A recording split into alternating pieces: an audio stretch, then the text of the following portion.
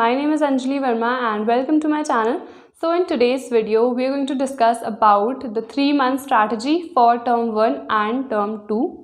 सो यहाँ पे टर्म 1 की प्रिपरेशन आपको किस तरह से करनी है वो तो हम डिस्कस करेंगे ही, बट उसके साथ साथ टर्म 2 की भी प्रिपरेशन आप कैसे करते रहोगे वो भी मैं आपको बताऊंगी। बिकॉज जब सपोज़ हमारे दिसंबर में एग्ज़ाम्स होंगे तो उसके बाद सिर्फ जनवरी फरवरी आपको 2 मंथ्स ही मिलेंगे प्रिपरेशन के लिए। इसीलिए you have to make sure that from now you start preparing for your term 2 examination as well, क्योंकि वो वाला पोर्शन थोड़ा सा डिफ़िकल्ट होगा क्योंकि वहाँ शॉर्ट और लॉन्ग आंसर्स भी होंगे। अभी जो आपका टर्म 1 है वहाँ पर तो सिर्फ MCQs आ रहे हैं एंड लाइक जो आपके 1 मार्कर्स है वो ही आ रहे हैं, तो ये एज़ कम्पेयर्ड ईजियर है। एंड इसके बाद कुछ इंपॉर्टेंट चीज़ें हैं जो कि मैं आपको सबसे पहले बता देती हूँ, इसके बाद we'll move on to our strategy. तो सबसे पहले तो यार यू हैव टू डिसाइड कि आपने अपना कितना सिलेबस कर लिया है।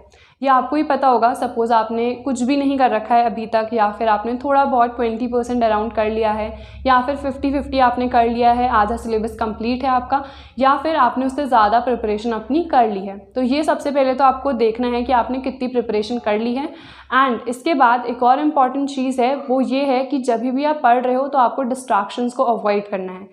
फर्स्टली जो मोस्ट इम्पॉर्टेंट चीज़ होती है ना, वो ये नहीं होती है कि हमसे पढ़ा नहीं जा रहा है। जब हम पढ़ते हैं ना तो इतने डिस्ट्रैक्शंस होते हैं, उनकी वजह से ही जब आपका पढ़ने का मन भी है तभी भी आप नहीं पढ़ पाते हो। तो जब भी पढ़ रहे हो मेक श्योर कि जो डिस्ट्रैक्शंस हैं उनको अवॉइड करो। एंड ये डिस्ट्रैक्शंस आपको ही डिसाइड करनी है कि आपकी क्या है, पर्सन टू पर्सन वेरी कर सकता है। लाइक सपोज़ अगर मैं खुद की बात करूँ तो इंस्टाग्राम हो सकता है, व्हाट्सएप हो सकता है, या कोई भी ऐसी चीज़ जो भी आपके लिए मैक्सिमम डिस्ट्रैक्शन का कारण बन रही है या फिर रीज़न बन रही है, तो वो आपको चूज़ करना है। सपोज़ कि जो इंस्टाग्राम है वो आपको बहुत ज़्यादा डिस्ट्रैक्ट कर रहा है, सो जस्ट अनइंस्टॉल इट। ऐसा भी कुछ इंपॉर्टेंट नहीं है कि अगर आप इंस्टाग्राम 2-3 दिन नहीं चलाओगे तो कुछ हो जाएगा।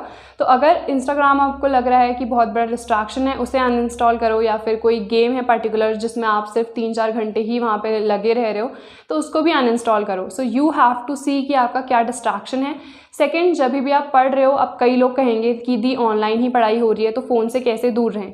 तो जब भी आप पढ़ रहे हो ना तो सारी नोटिफिकेशंस बंद होनी चाहिए। इवन अगर इंस्टाग्राम अनइंस्टॉल नहीं कर रहे हो, व्हाट्सएप तो ऑब्वियसली ज़रूरी चाहिए होता है, तो उस टाइम पे ना नोटिफिकेशंस बंद रहो। मेरे फ़ोन में अगर मैं आपको शो करूँगी कभी, तो इंस्टाग्राम व्हाट्सएप सबकी नोटिफिकेशंस बंद रहती है। जब मुझे खोलना होता है मैं तभी खोलती हूँ, उसके अलावा कोई नोटिफिकेशन मैं ऑन नहीं करे रखती हूँ। एंड उसके बाद ऐसी जो भी चीज़ है ना जो आपको लग रहा है डिस्ट्रैक्ट कर रही है आपको, उससे दूर रहो। ट्राई करो, जैसे अगर कई लोग हैं जो यूट्यूब में ही घूमते रहते हैं, तो ऐसा भी नहीं करना है। जो इंपॉर्टेंट वीडियोज़ आपको लग रही हैं, जिस भी क्रिएटर का आप देखते हो, सिर्फ और सिर्फ उन्हीं को सब्सक्राइब कर रखो, उन्हीं की वीडियोस देखो। पूरा होम पेज स्क्रॉल करते मत रहना। ये सबसे गंदी आदत होती है हम सब की कि हम बस स्क्रॉल करते जाते हैं एंड उसके बाद फिर हमें भी पता है कि वो 1-2 घंटे कब निकल जाते हैं ना, हमें खुद पता नहीं रहता है। इसीलिए you have to study properly. Then उसके बाद मोस्ट इंपॉर्टेंट है, हर दिन के टारगेट रखो। ये मैं कई बार आपको बताती हूँ कि रोज़ के टारगेट रखो। ऐसा नहीं है कि हाँ बस मुझे 8 घंटे पढ़ना है, 9 घंटे, 10 घंटे, मैं ऐसा नहीं कह रही हूँ, क्योंकि हर किसी स्टूडेंट की कैपेसिटी अलग अलग होती है। ज़रूरी नहीं है कि आप इतने घंटे पढ़ सको, लेकिन हर दिन का एक टारगेट रखो। अगर आपने सपोज़ डिसाइड कर लिया है कि एक एक्सरसाइज है सपोज़, तो मुझे ये कंप्लीट करनी है आज, या फिर पूरा एक चैप्टर मुझे कंप्लीट करना है, तो वो डिसाइड कर लो कि हाँ मुझे एक चैप्टर आज पूरा कंप्लीट करना है। एंड बिलीव मी, एक चैप्टर एक दिन में कंप्लीट करना अब डिफ़िकल्ट नहीं है, क्योंकि आपके ना ही डेरिवेशंस आ रहे हैं, ना ही लॉन्ग आंसर्स आ रहे हैं, आपके सिर्फ आ रहे हैं 1 मार्कर्स। उसके अकॉर्डिंग आपको प्रिपरेशन करनी है। तो जाओ और 1 शॉट देखो, कोई भी अच्छा सा 1 शॉट आपको बहुत हेल्प करेगा। कई लोग कमेंट्स भी कर रहे थे कि क्या 1 शॉट हेल्पफुल होगा, तो 1 शॉट डेफिनेटली हेल्पफुल है।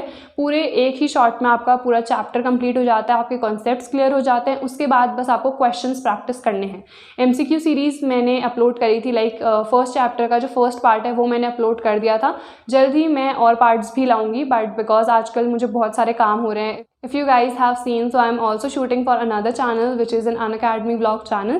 So इसीलिए मुझे उतना ज़्यादा टाइम नहीं मिल पा रहा है। I'll try कि जल्दी से मैं आपके लिए 1 शॉट सीरीज़ भी ला सकूँ। इसके बाद जितनी भी स्ट्रैटेजी है, जो भी सब चीज़ें हैं, वो मैं कॉपी में आपको प्रॉपरली एक्सप्लेन करती हूँ। So now we'll discuss the 3 month strategy जो कि आपको फॉलो करनी है।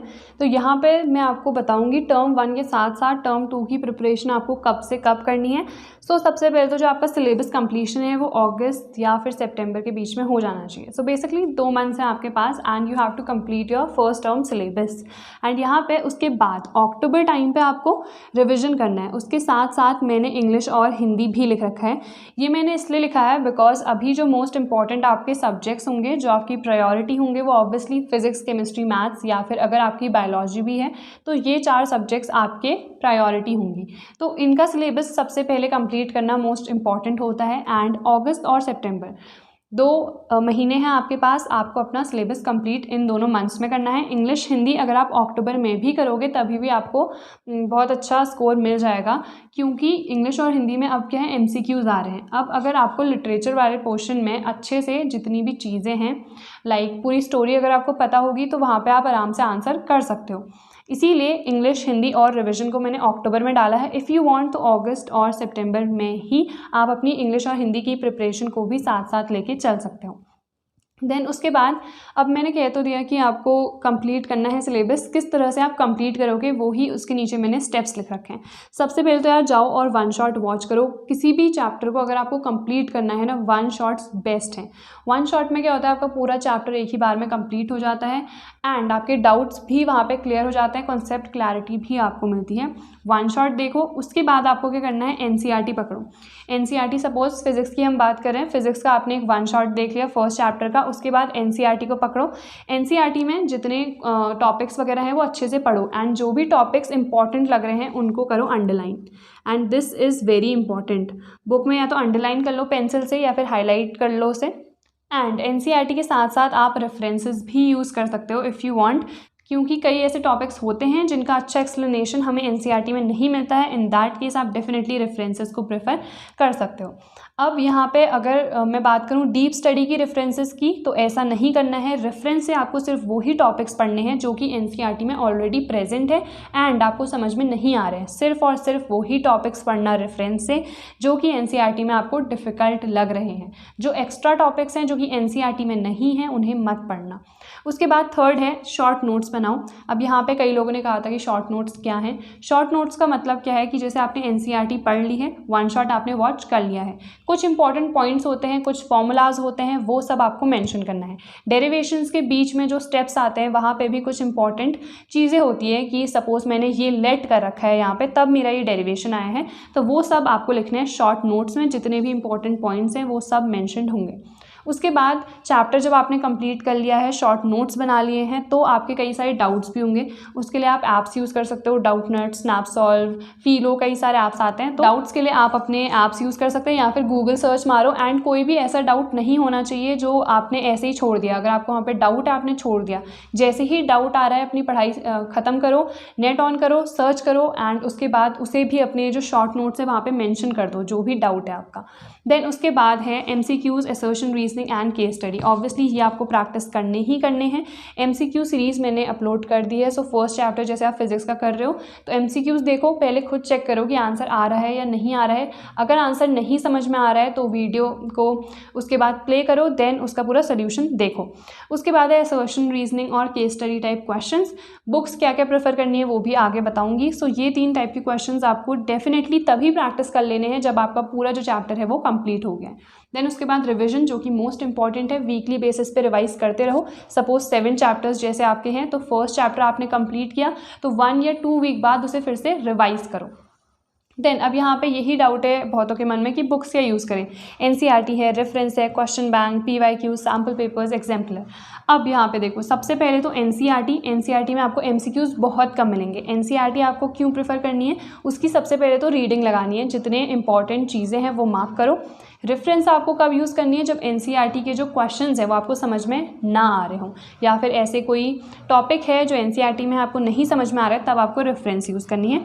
उसके बाद थर्ड है आपका PYQs जो है वो मोस्ट इंपॉर्टेंट है। प्रीवियस ईयर क्वेश्चन पेपर्स, जो भी आपके 10 प्रीवियस ईयर क्वेश्चन पेपर्स हैं उन्हें डेफिनेटली प्रैक्टिस करना। उसमें जितने MCQs आए हैं, असर्शन, रीजनिंग या फिर केस स्टडी टाइप क्वेश्चंस, वो सारे प्रैक्टिस करना। इसके बाद आपको आना है क्वेश्चन बैंक में। क्वेश्चन बैंक में जिस तरह के क्वेश्चंस आए हैं उन्हें प्रैक्टिस करो। अब बाकी अगर आपको टाइम मिलता है तब रेफरेंस के MCQs पे जाना या फिर सैम्पल पेपर्स या फिर एग्जाम्पलर। अब यहाँ पे मोस्ट इंपॉर्टेंट बुक्स आपको क्या फॉलो करनी है, NCERT है। रेफरेंस कब फॉलो करनी है, जब NCERT के टॉपिक समझ में ना आए। PYQs मोस्ट इंपॉर्टेंट इंपॉर्टेंट है। उसके बाद आपको क्या लेना है, क्वेश्चन बैंक। ये चीज़ें जो है ये मोस्ट इंपॉर्टेंट है। अगर आप इतना भी कर लोगे ना, आप बहुत अच्छा स्कोर कर सकते हो। एग्जाम्पलर में क्या है, थोड़े हाई लेवल के क्वेश्चंस आपको मिल जाएंगे, तो अगर आपने बेसिक वाले कर लिए हैं तब जाके आप हाई लेवल पे जाना। एंड सैम्पल पेपर्स में भी हाई लेवल के क्वेश्चंस आते हैं, इसीलिए मैं कह रही हूँ अगर आप बिल्कुल बेसिक से स्टार्ट कर रहे हो तो सबसे पहले जो PYQs हैं उसके क्वेश्चंस पकड़ना। अगर आपको सोल्यूशन नहीं आ रहा है, अगेन मैं कह रही हूँ डाउट सॉल्विंग ऐप पे डाल दो या फिर गूगल पे सर्च करो, आंसर आपको मिल जाएगा वहाँ पे। देन उसके बाद क्वेश्चन बैंक प्रैक्टिस करो, क्योंकि क्वेश्चन बैंक में इस तरह के क्वेश्चंस दिए रहते हैं जिस टाइप के क्वेश्चंस आए हुए रहते हैं प्रीवियस ईयर्स में एंड जिनके आने की पॉसिबिलिटी रहती है, इसीलिए क्वेश्चन बैंक्स को डेफिनेटली प्रेफर करो। उसके बाद जब आप ये सारी चीज़ें फॉलो कर लोगे तो मिड सितंबर तक आपको अपना टर्म 1 का सिलेबस कंप्लीट करना है। सपोज़ मैं कह रही हूँ कि 15 चैप्टर्स आपके टोटल हैं, तो जो 7 चैप्टर्स हैं वो फर्स्ट टर्म में सपोज आ रहे हैं, तो ये जो 7 चैप्टर्स हैं ये आपको मिड सितंबर तक कंप्लीट कर लेना है। बाकी का जो आपको आधा महीना मिलेगा उसमें आपको अपनी टर्म 2 की प्रिपरेशन करनी है। टर्म 2 की भी साथ साथ लेके क्यों चलनी है, बिकॉज बाद में बहुत कम टाइम मिलेगा एंड जो आपका सेकेंड टर्म वाला सिलेबस है वो डिफ़िकल्ट होगा, क्योंकि वहाँ पे आपको लॉन्ग क्वेश्चंस भी मिलेंगे। इसीलिए जो टर्म 2 के कोई भी 2 चैप्टर्स उठा लो। मैंने ये आपको केमिस्ट्री की स्ट्रैटेजी वीडियो में भी बताया था कि ऐसे चैप्टर्स उठाना जो आप फर्स्ट टर्म में भी यूज़ कर सकते हो। जैसे मैं केमिस्ट्री की बात करूँ तो ऑर्गेनिक केमिस्ट्री के जितने सेकेंड टर्म में चैप्टर्स आ रहे हैं उनको भी प्रैक्टिस कर लो, क्योंकि आपकी ऑर्गेनिक केमिस्ट्री वहीं से स्ट्रांग हो जाएगी। तो इस तरह से दिमाग लगा के चलना कि कौन से ऐसे चैप्टर्स हैं जो मुझे फर्स्ट टर्म में भी बेनिफिट करेंगे। तो ऐसा कुछ लॉस नहीं होने वाला है अगर आप सेकेंड टर्म की भी प्रिपरेशन कर लोगे। एंड मैं सिर्फ कह रही हूँ कि 2 चैप्टर्स लेना, ये नहीं है कि पूरा ही सिलेबस आपने अभी ही कवर अप कर लिया है, बिकॉज फिर आपकी मे बी टर्म 1 की प्रिपरेशन इफेक्ट हो जाए। इसीलिए जब टर्म 1 की प्रिपरेशन कर रहे हो तो सिर्फ आधा महीना कह रही हूँ मैं, टर्म 2 के कोई भी 2 चैप्टर्स उठाना हर एक सब्जेक्ट के एंड उनकी थोड़ी बहुत प्रिपरेशन कर लेना। इन डीप भी मत करना, मैं ये भी नहीं कह रही हूँ कि बिल्कुल उसी चैप्टर की प्रिपरेशन कर लेना, बट जैसे आपने 1 शॉट देख लिया, नोट्स बना लिए, थोड़े क्वेश्चंस देख लिए, तो ऐसा होगा कि बाद में जब आप करोगे तो आपको खाली रिवाइज करना पड़ेगा। सो ये जितनी भी स्ट्रैटेजी मैंने आपको बताई, टिप्स एंड ऑल बताई, आई होप आप ये फॉलो करोगे। कोई भी डाउट होगा you can comment down, I will try to reply as soon as possible. So that's all for today's video. I hope this was useful and also I'll provide the link of the channel Learning Chops, जो कि Unacademy vlog channel है। You will be getting many more videos on that channel like vlogs and my life related, so do subscribe to that channel as well.